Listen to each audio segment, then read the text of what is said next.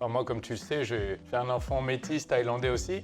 On parle anglais à la maison, il parle thaï avec sa famille thaï. Je parle français avec mon fils. Donc, moi, je sais que personnellement, ça a vraiment été quelque chose que j'avais déjà décidé vraiment très jeune. Je voulais vraiment avoir des enfants et avoir un cadre, une maison, un foyer où on parle plusieurs langues. Et est-ce que toi, ça a été peut-être quelque chose qui t'a poussé justement à t'expatrier en te disant, bah voilà, mes enfants, ils vont être bilingues, ça va les aider? Alors voilà, le fait qu'ils puissent apprendre l'anglais, et puis on y reviendra tout à l'heure si tu veux, parce que maintenant la petite, elle a grandi, elle apprend aussi l'arabe à l'école. Donc du coup, tu vois, elle a 3 langues. Et le petit, en fait, ça s'est fait assez naturellement. On parlait français, nous, avec les enfants à la maison. Mais on a assez rapidement eu une nanny à la maison. Yes. C'est une aide ménagère qui vit à la maison avec nous. Elle s'est aussi beaucoup occupée du petit. Et du coup, elle parle qu'anglais. Donc du coup, c'est ce qui a permis au petit d'être bilingue à 2 ans, 1 an et demi, 2 ans, de la même manière français-anglais. Et là, il est rentré à l'école cette année et il est comme un poisson dans l'eau direct à l'école avec nous. Ouais, il s'est adapté. Et ce qu'il y a de cool, c'est que ils n'ont pas le French accent qu'on apprend à l'école en France. Eux, ils ont directement le super accent